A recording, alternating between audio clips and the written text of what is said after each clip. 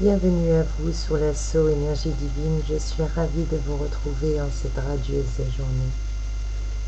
Je voulais qu'on puisse parler d'un sujet qui m'a souvent été évoqué et qui me tient particulièrement à cœur, l'aura.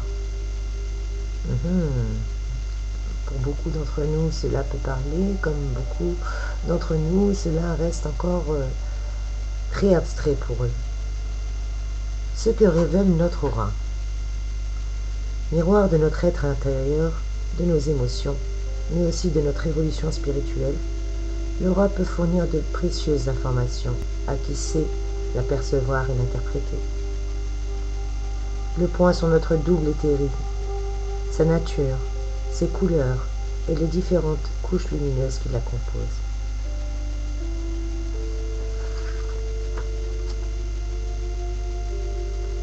La plupart d'entre nous ne voyons pas ces choses-là. Et pour les personnes qui, spirituellement, ont atteint un certain degré, c'est des choses très palpables et concrètes pour elles. Dans de nombreux cultes, religions ou courants spirituels, le nimbe ou l'auréole indique la sainteté, la sacralité, la lumière divine, ou mieux encore, l'expansion hors du corps du centre d'énergie spirituelle. En Inde, l'école du Tantra représente l'âme de l'homme par un halo d'énergie d'un bleu clair lumineux. La plupart des yogis témoignent l'avoir visualisé lors du Nirvikalpa Samadhi, état de méditation profonde. Pour les théosophes, chaque étape énergétique de l'homme s'accompagne d'une irradiation, dont la vibration d'ensemble émet une couleur indiquant l'état de santé, mais aussi l'évolution de l'être incarné. Dans le Qigong, pratique énergétique chinoise, les pratiquants ont réussi à montrer, au cours de leur expérience, qu'ils émettaient des radiations plus fortes que le commun des mortels. Certaines expériences sont également tentées et réussies par des chercheurs qui confirment la présence d'une émanation énergétique du corps appelée aura ou double éthérique. C'est ainsi qu'en 1908, le docteur Walter Kilner, chef du service d'électrothérapie de l'hôpital Saint-Thomas à Londres, a pu observer l'aura de ses patients au moyen d'écrans qu'il a préparés spécialement. C'étaient des écrans de décimine. Le filtre qu'il avait utilisé permettait de rendre l'œil humain plus sensible à des vibrations habituellement imperceptibles. En 1911, dans un ouvrage intitulé « L'atmosphère humaine », il publiait ses découvertes et notait que l'aura avait des composantes internes et externes qui se modifiaient en cas de maladie. Plus récemment, c'est le docteur Pierre Koss, bioénergéticien à New York, qui a pu, sans l'aide d'écran, observer des auras et faire les mêmes constats que le docteur Kilner.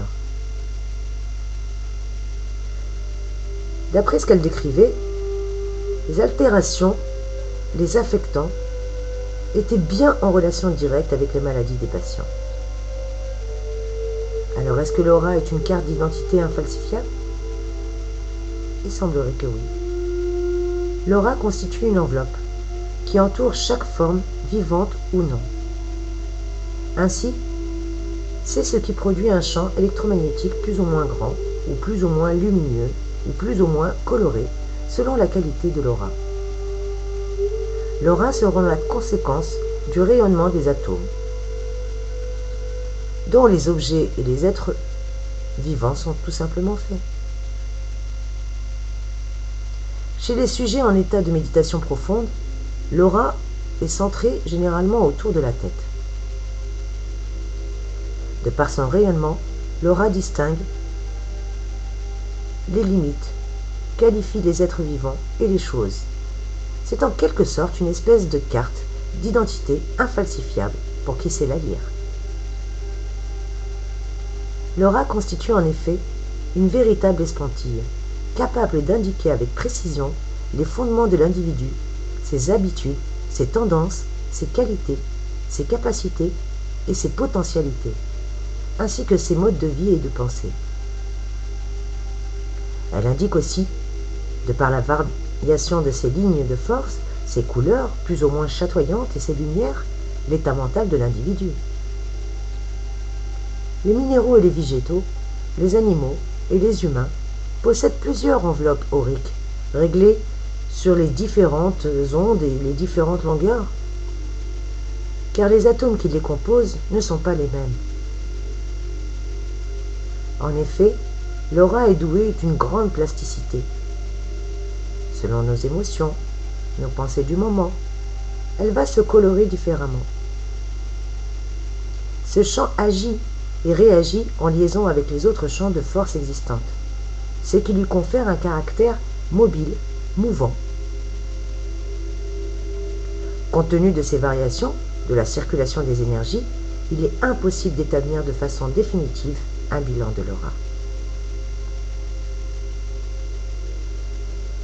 Est-ce donc un puissant champ d'activité?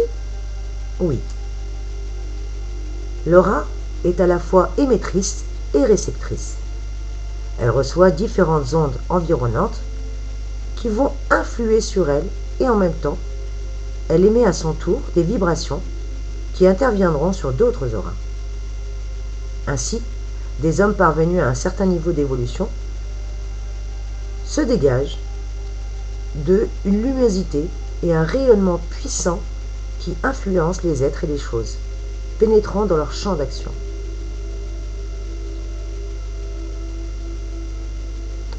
Je suis ravie de pouvoir continuer ce sujet avec vous. Je vous demande donc de bien vouloir partager, cliquer, commenter si ce sujet vous a intéressé, afin que l'on puisse un peu plus l'approfondir.